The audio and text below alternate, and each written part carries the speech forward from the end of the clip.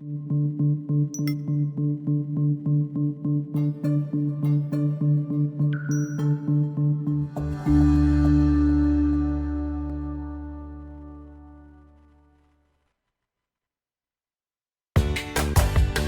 to our podcast, Doing It Right. This podcast reveals authentic stories from successful leaders doing it right. It's about their journey to become a leader, their choices, motivations, and lessons. In essence, how they built successful personal brands. Your host is Valerie Sokolosky, author of 8 leadership books and nationally known as an authority on executive presence and personal branding. Let's get started. Here's Valerie. Well, hi again and welcome to the show.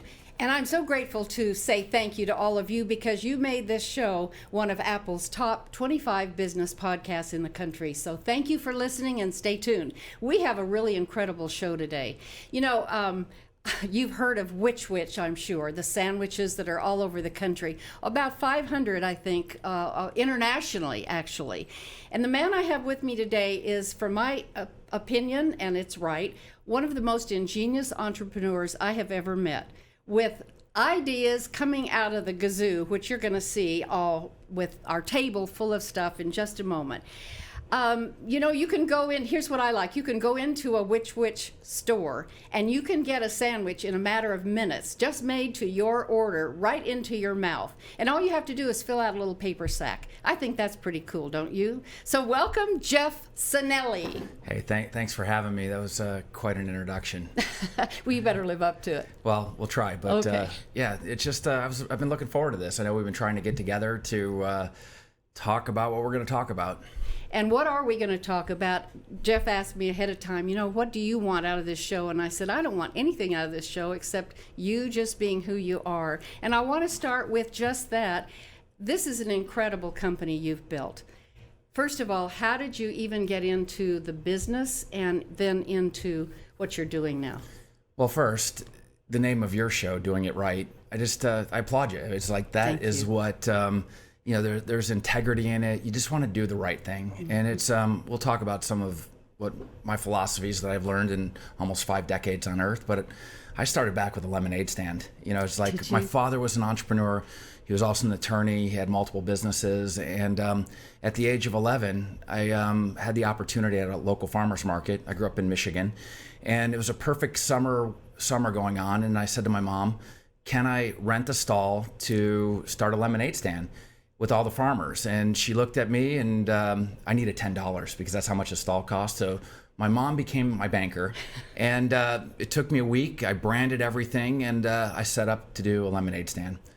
But as life happens, I thought my idea was I was going to change the lemonade game, because not only I branded my whole thing. By the way, yellow is a very important color to me, and you know, I had my markers and yellow cups, and I thought I was gonna really have a unique product because I hated weak lemonade. So I took all my mom's Tupperware and I froze the lemonade the night before because I didn't want to buy ice. I was just gonna, you know, give a chunk of frozen lemonade and the lemonade that's been already thawed, and you'd have pure integrity, doing it right, so to speak. I love it. But what happened is I woke up in the morning and there was like this frost that showed up. A cold front came in the middle of summer, and I could hear my mom saying, Jeffrey, and she calls me Jeffrey, maybe we can do this next week. And I'm like, maybe they're not going to give me my $10 back that I owe you. And I had all these thoughts going through my mind. But, you know, like little orphan Annie, the show must go on. And I went downstairs and I opened the freezer, and all the lemonade expanded and it exploded. Because when you freeze things, you know, that's what happens in, you know, physics. So I had this big gooey mess. My mom's like trying to get me to stay home, but I turned on her Mr. Coffee maker because she needed 2 cups of coffee before she would even move. And I never drank coffee, and then we'll get into that. But it's, and I loaded up the car and I said, we got to go. And we raced over there, and she drops me off at a farmer's market. I set up my booth and I realized I forgot my coat. And I'm staying there just shivering. And this is a true story. My mom left me there. She went back to get a coat. No mom nowadays would leave their 11-year-old son at a farmer's market. But she did. And, you know, back then it was a little different era. But I stood there as an 11-year-old kid shaking. It didn't get any any warmer. I had my lemonade, and people were coming in and rolling their eyes and saying, "This kid's crazy. He should be selling hot chocolate or coffee." And I stood there. It was like a 5-hour farmer's market. But an hour into the game, the farmer next to me said, "Jeff," he said, "take your art supplies and make yourself a little tip jar." And I did. I put a tip jar in front of me, and here's what happened. I started getting tips. I didn't sell any lemonade. Never mind the lemonade. Nobody bought any lemonade, and they're like laughing at me. But here's what happened. They dropped or donated or gave a little bit of money. At the end of the farmer's market, I pulled a Kenny Rogers, because you never count your money while you're standing at the lemonade table. And I had over $100. I broke off 10 to pay my mom, and then the rest of it, I had over $100, and I had all my lemonade left. My cost of goods was zero. My profitability was like, exponential. But here's what I learned, and this is what I know now that I didn't know then, that if you want something bad enough, and I wanted to be in business, I think my natural DNA, because of my father and everything, leads that way. But the world kind of gave me a gift. It rewarded me for not going home, for showing up, for braving the cold, for having, a start. And, people will support you if you don't give up. And it's just, I thought that was like, it's one of the things that still shapes me, that it's, and here's like the tie-in to all this. It's not what you sell, it's what you stand for. I love it. Yeah. It's not what you sell, it's what you stand for. And I stood there at 11 years old, and I'll never forget that. I'll never forget the cold. I'll never forget the explosion of, it's something that's really branded in me. And I think it's a real thing that really leans into your show, Doing It Right. Yeah. I don't know if I did it right. I just did it. And it really set the groundworks for, how I believe in life and business and everything. What a great story to start this off. It was a little long, but it's, that's my opening. Well, that's a great opening. Well, you asked how I started, so I had to take you back into a little childhood, and we'll see what that... Isn't that true, though, Jeff? Sometimes entrepreneurs have some kind of a story that a happening in their childhood that kind of just puts that little anchor. To me, and I are one, right, an entrepreneur too. Do you know how you're an entrepreneur? No, how? You're a real entrepreneur if you don't know how to spell the word. Well, that makes me an entrepreneur then. And by the way, I want you to notice the colors. For those of you who haven't been in a Which Wich, you'll see black and red, and everyone that is in his company, not red, black and yellow, and everyone in his company wears something that's black and yellow. It's amazing. They find all kinds of things, tennis shoes and whatever. So I found at this fabulous boutique that I go to so often, Betty Ryder's boutique in the plaza at Preston Center, this. Do you like it? I do. I may have to get my wife Courtney one. It's beautiful. I think you're going to have to get one because it's just awesome. But anyway, stories back in the background of your childhood sometimes really do anchor you and anchor you in your values. But let's fast forward, because I want you to talk about coming up with the concept of a little sandwich store and how it has just exploded all over the world. And what's different about it? How did you come up with having something just a little unique? Well, you have to always believe in what you do, and I love sandwiches, so you start there. Is that why you started there? You love sandwiches? It is. I had another company. It was called Genghis Grill. It was a Mongolian barbecue, and we did very well there. And but we sold it, and I needed something to do. And I knew I was going to be in the restaurant space, but what do I do next? Do I do hamburgers? Do I do dessert, coffee? I didn't drink coffee back then. It's like, but I kept coming back to sandwiches. And we had, during my Genghis Grill days, we reserved the name Which Wich and whichwich.com. You did there. Yeah, okay. You always have to have an arsenal of intellectual proproperty, because you never know when you need to use it or pull it out, or that's true. You may meet somebody. But we had the name Which Wich, and I was dating this girl at the time. Her name's Courtney, and I asked her, I said, I'm thinking about doing sandwiches, but I'm really from Detroit, and I love Coney Islands. And that's a hot dog with chili, mustard, and little onions, real Detroit institutional type thing. And I was leaning towards doing this thing called Coneyville with hot dogs. But then Courtney says, you might want to do sandwiches. I don't think people eat as many hot dogs. I really, really should give credit to Courtney in that conversation, your wife because now. I may be sitting with a couple Coney Islands versus hundreds of Which Wich sandwich restaurants. So no kidding. You always there's always a great woman behind an entrepreneur. So that's nice. And 2 great daughters now from Courtney. Yeah. That's okay. So she gave you the idea, and then how did you craft it to be what it is? Well, you just the way I develop stuff, I kind of get I isolate myself. Do you? Yeah, and I do one of the things that a lot of people don't do. I really think and I go deep. Because how do you do that? Like, where do you have to go away somewhere? You focus, and you start focusing on, what colors it's going to be, the psychology of how it's going to be unique, how it's going to be different. It's no different than like a pro athlete trying to run a play. You want to understand it and do it different because there's competitors and there's defenders out there.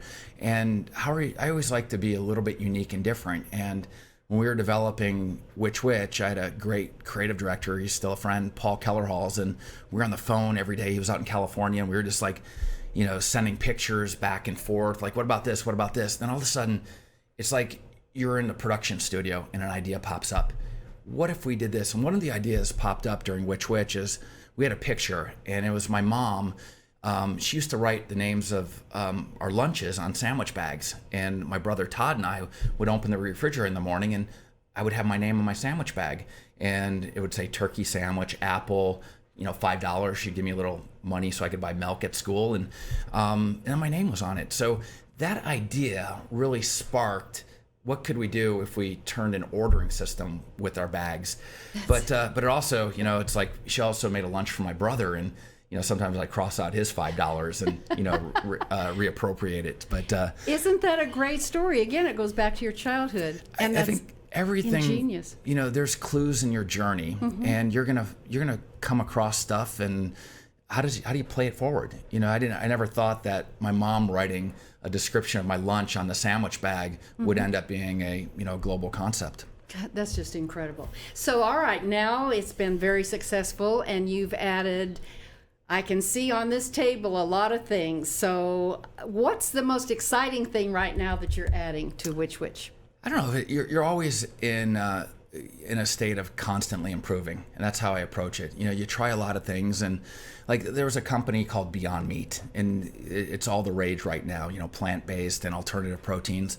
We were early with that. We were 5 years early, and nobody understood it. And now it's like it's on everyone's menu from hamburger chains. But I think one of the things we're really excited about is something we found 10 years into the brand. It's called, we were looking for really a way to give back. Okay. And we've always gave, through our hundreds of stores.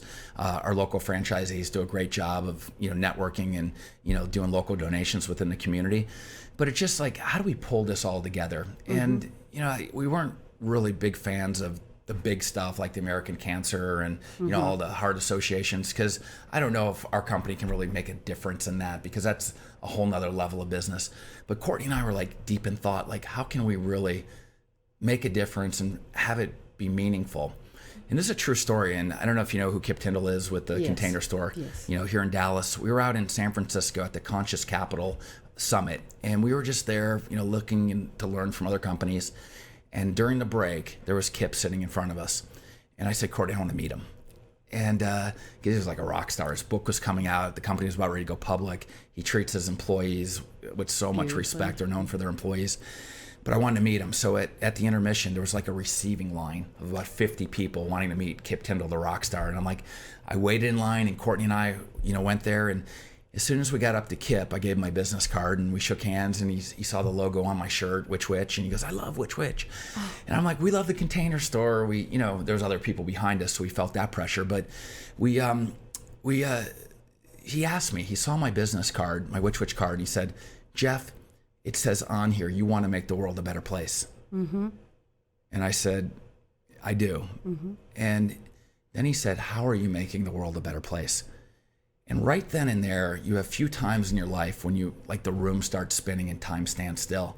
He called me on a value, a mission, a vision for our company to make the world a better place through sandwiches. Jeff, how are you going to make the world a better place?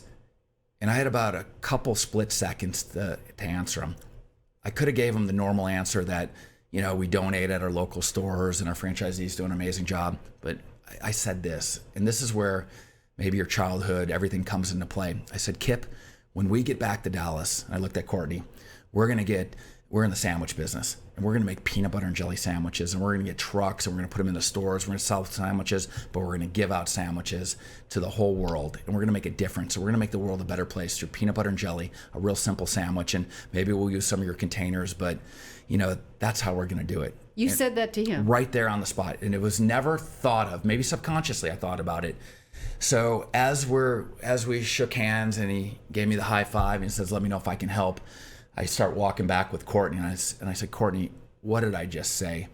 And she said, "You just made Kip a promise. You made me a promise, your company a promise, your customers a promise, the world a promise that you're going to live the values and you are going to make the world a better place through peanut butter and jelly." So sure enough, just like that lemonade stand, I went into branding mode, and we started to brand peanut butter and jelly. And within a week or two, I presented it to our team. But before I presented, I went downstairs in our test kitchen. I made 3 sandwiches. And our test kitchen is in Main Street, USA in Dallas. I walked out the door. I'm carrying 3 sandwiches, and there was a couple at the bus stop. And this couple, you could just tell they were in need. They were soiled, and they were just they were down, and you knew it. They knew it. But there was like this, I call it the yellow magnet. They were coming towards me. I was coming towards them. I was carrying these 3 test sandwiches, and they're like, "Anything you need help?" I'm like, I look at the sandwiches. I'm like, yeah. The first 3 sandwiches I made went right to this couple. I couldn't even show my team. That's how, when you want something bad enough, and Courtney and I were searching for this, look, it works. These sandwiches were, so fresh that I was able to give them and make the world a better place and keep my promise to Kip. It was just, and we branded it as Project PB&J. I presented it to the team, and here's what happens. You find out things about your company that you don't know. There were people in various stores, team members, that would come to us and say, "You know what, during a tough time in my life, I had a peanut butter and jelly sandwich. And for that reason, I really love Which Wich. I love being a part of what you're doing." But it just becomes real. And I'm real happy about the project, and I think we're just getting started. We've had it for over 4 years now. We've given out millions of sandwiches, and it's just a simple peanut butter and jelly can really change somebody's day. And it brings me no greater pleasure sometimes when I'm in a city, and sometimes I'm speaking, or our stores are there, and I see garbage, but good garbage, like a wrapper from Project Peanut Butter and Jelly sitting on the ground. I call that good garbage, because I know that sandwich went to use. And we really have the opportunity from spreading it to getting it in someone's stomach. And that's what we were looking for. And it's a really cool project, and we look forward to do more, and we encourage other people to help us. Other restaurant companies have come to us, and I always say, when you make a peanut butter and jelly, make 2, one for you and one to give away. What a neat story that is. My goodness. How did you come up with this? Let me back up. This is what I think, Jeff, is so special about you. Everything that I've learned in reading articles, in talking with you, in getting my sandwiches at Which Wich, and seeing the different things you come up with, everything about you is really unique. And that's a gift in itself. I don't know if you know that, but you are so different. Did you know that? Well, here's something a lot of people don't know. Okay, what? I was really small when I was a kid. You were? How tall are you now? I'm 6'5", and let me see your hand. It's oh boy, look at this. Yeah. So it's, but I was really, when I was young, in junior high and part of high school, I was small, and I was bullied. I was teamed up on. Really? Guys would jump me, 3 or 4 of them, and I'd be in a fetal position. They'd be beating the crap out of me. They would be tying my shoes to the bus. I mean, it was like a spit on, and it's like, you just take it. And but here's what I did. My mom took me to church. It's like, and the pastor always said, bow your head and pray. I didn't know what to pray for. You know what I prayed for? No. I prayed to be big, and then I think it worked. Oh my gosh! It's like, dear Lord, can I be big? So maybe I can beat these kids up. Not that I don't even remember what it was, but it's like, I remember saying I wanted to be big, and That's amazing. I'm bigger than most people, I guess, at 6'5", and it served me well, and but it all goes to be careful what you ask for. Courtney and I asked for a deeper meaning with Which Wich through Project PB&J. We asked to be big, and that's happened. So I'm very careful what I ask for, because you have to be, because you'll get it if you really want it. Just like that lemonade stand. I think I wanted to be an entrepreneur way back then, and I asked for it, and I didn't sell any lemonade and had success that day. That's just amazing. Yeah. And you're really talking about your values, and clearly they came from your family and your faith. What is, Jeff, one thing that that you're the proudest of all the things you've done so far? And then I wanted to ask you about coffee, because I see that over here. Yeah, this is a tough question. It's like asking me what's my favorite food. It's like, I have 2 daughters. Which one's my favorite? It's like, it's hard always picking that. It's like, I love what I do. I love being around people that are positive and forward going, and are a little bit unique, because if you do the same thing, look, I believe in consistency, routine, and planning, but I also believe in a different path, because if you journey on that different path, you open yourself up to adventure and curiosity and different stuff, and you're going to see things. And I think you're going to get learnings, and you have the ability to shape things that your business is. But if you just live in the same city and never go outside of your bubble, I think you're going to be somewhat limited. And the earth is limited. We just got this round sphere, but it's only so big. And it kind of leans into our next business called Supernova. What is that? Well, supernova by definition is a galactic explosion of energy. It's a star that explodes, and they're talking about these stars that are like 8 billion light years away. Yeah, amazing. So we're just 2 people sitting in a room right now, but can you comprehend 8 billion light years away that we're actually talking about? And you can see it. Apparently we can see it through microscopes, and it's like, and then the speed of light. I mean, this is like, I don't know if we can even comprehend why we're here. And that's in a whole nother, hours of pod and video casting. But you asked me what I'm most proud of. I'm not going to answer that, because that requires a little bit of thought, and I want to be real thoughtful. Oh, well, I'll have to have you back. I'm just happy to be here with you. And look, I call it follow the invite. You invited me to be on your show. And had I not been on your show, you wouldn't have bought the sweater. We wouldn't have had a conversation. It's like, it's just, I'm real thankful that I get the ability to play all day. And for me, I've never worked a day in my life, because I get to hang around people I enjoy and do what I want to do, where I want to do it, when I want to do it. And that's a choice. You can choose what you want to do. And a lot of people don't even make their choices. Okay? Yeah. If you don't like your scenario, change it. And that's as simple as I think that's what recognizing that is one thing that I'm real conscious of right now.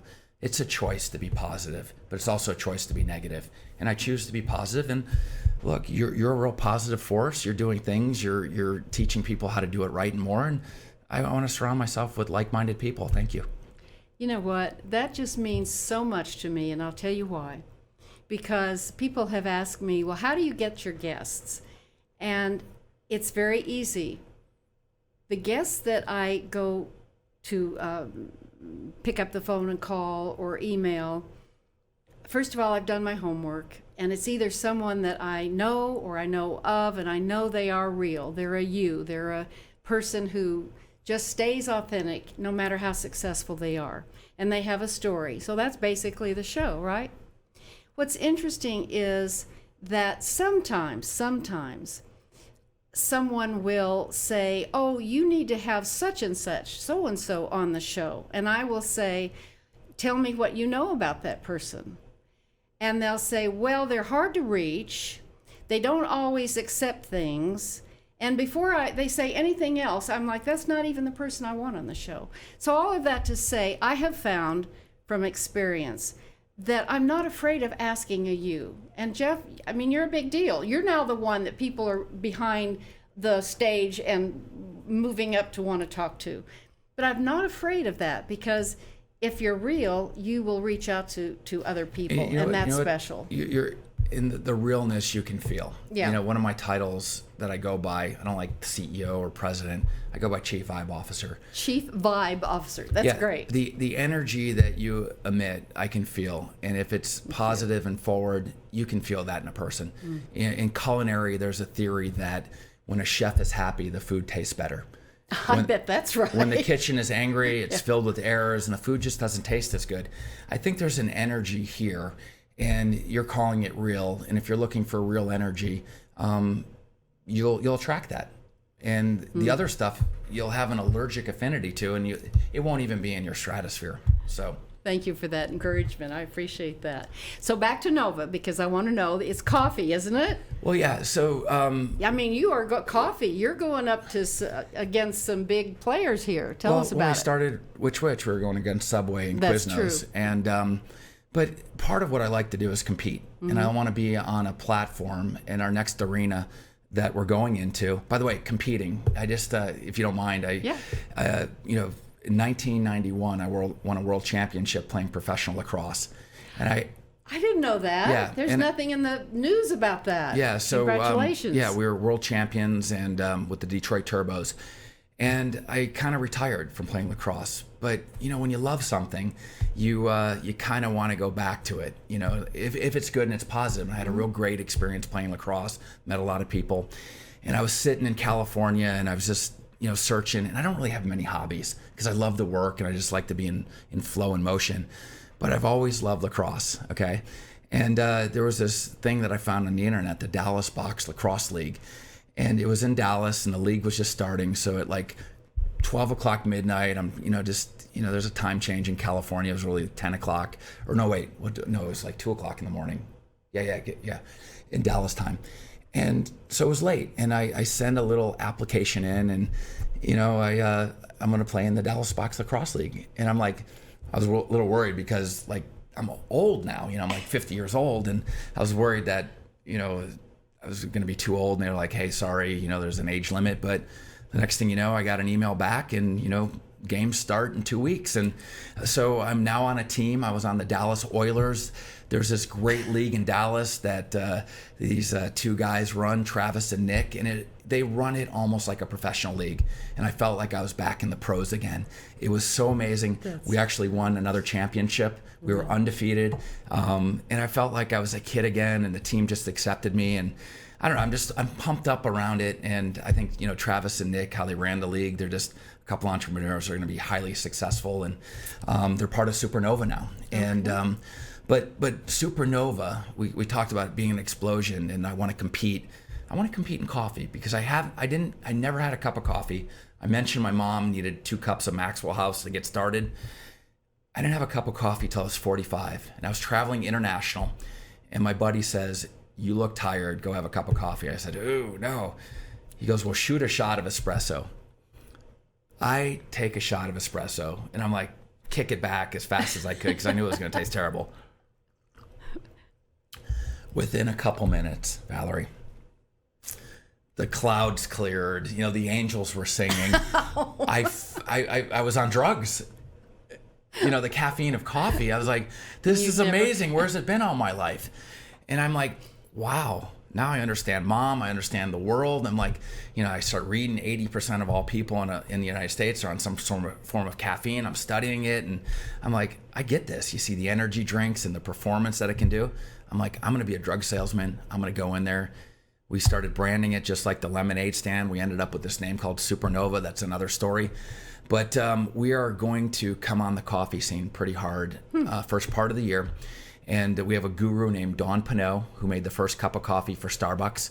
She also launched other brands like Bulletproof Coffee. We are taking our coffee. We are adding butters and MCT oils. And first of all, our coffees, I said to Dawn, make a coffee that is just, it tastes good, French press, dripped, espresso. The blend is amazing. We call it Clean 15. So you start there, coffee energizes. But now if you put other stuff in it, you can perform better. And if I'm a performance junkie, I get the right amount of sleep so I can have the right amount of energy. But there's little secrets and little things that we're going to do at Supernova to make it unique, because I just don't want to do a coffee shop. I want to do a coffee concept, and I want to do it my way. And, boy. Isn't that amazing? I mean, who would take on coffee but you? And we're going to watch for it. It hasn't come out yet. Is that right? It'll be online. In the next month or so. But no coffee shops. Oh, yeah. We're doing a coffee shop at 1412 Main Street, right on the corner. I think it's the best real estate in Dallas. Okay. And I don't know if you ever read the book, The Alchemist by Paulo Coelho. Mm-hmm. No. Well, the summary is, and I pass out hundreds of this book. It's my favorite book. If you want something bad enough, the world will conspire to give it to you. I just feel like I wanted that lemonade stand. I wanted the sandwich business. I wanted Courtney. You know, be careful what you ask for. I'm asking for a coffee concept, but I'm jazzed about it. It actually energizes me. Everything that I do energizes me. This energizes me. And I'm just real thankful that be careful what you ask for, because the world's going to give it to you. That's amazing.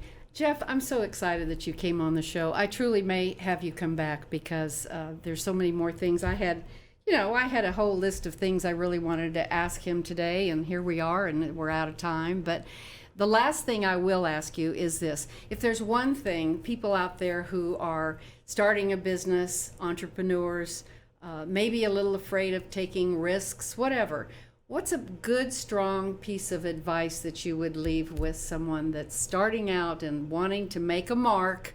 That's my keynote speech. Make a mark and make it count.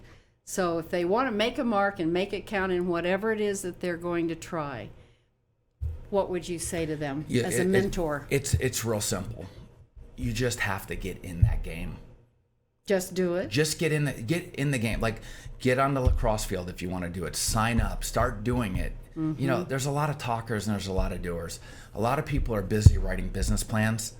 Okay? I've never written a business plan in my life. Okay? While the people are writing business plans, I'm doing it. I'm opening businesses. Now, I have a gift of natural entrepreneurship, and I, mechanically can go through it in my mind, but just get on the field.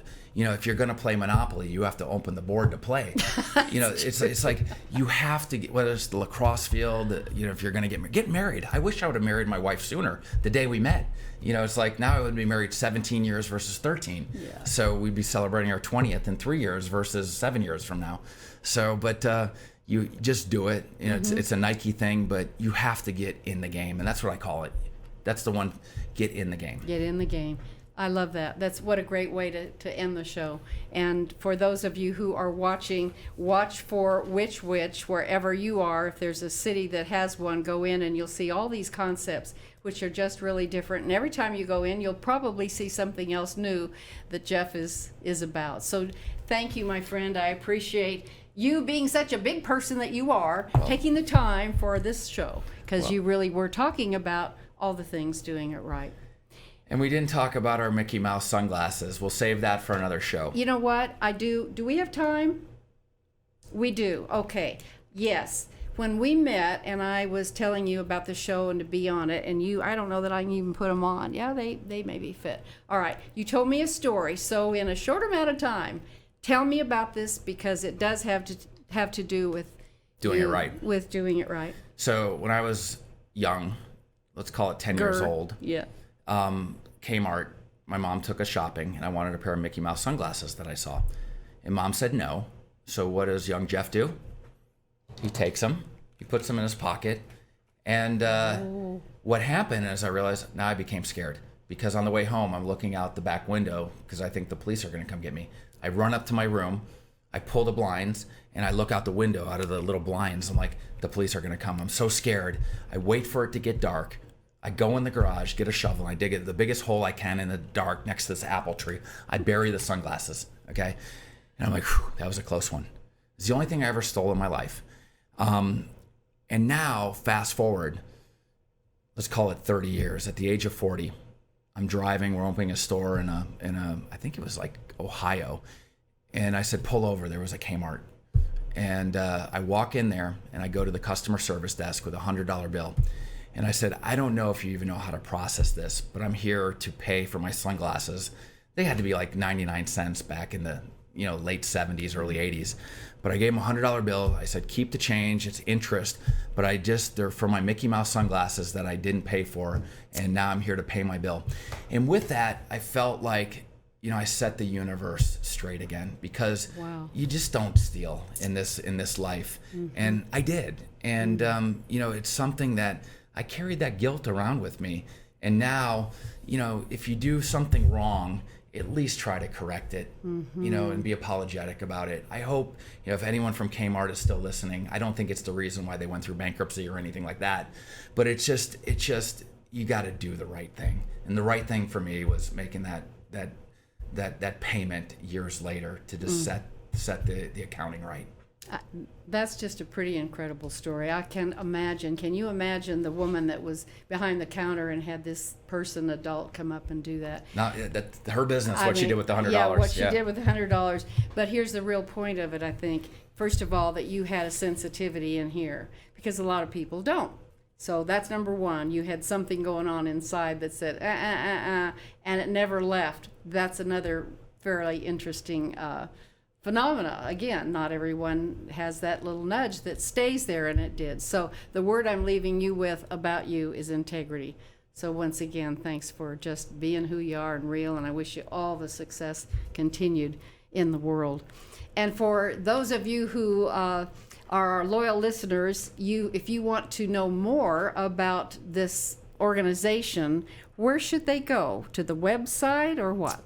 Besides the sandwich shop. Yeah, we've got Project PB&J, some of our companies. We love to connect with our guests. And yeah. So that's a good one, because the peanut butter and jelly sandwich story is a real big deal when you have thousands of people that are getting fed and you're giving it away. If you want to know more about that, it might spark an idea actually for you to think of something to do that might be a little edgy, and that's what you did.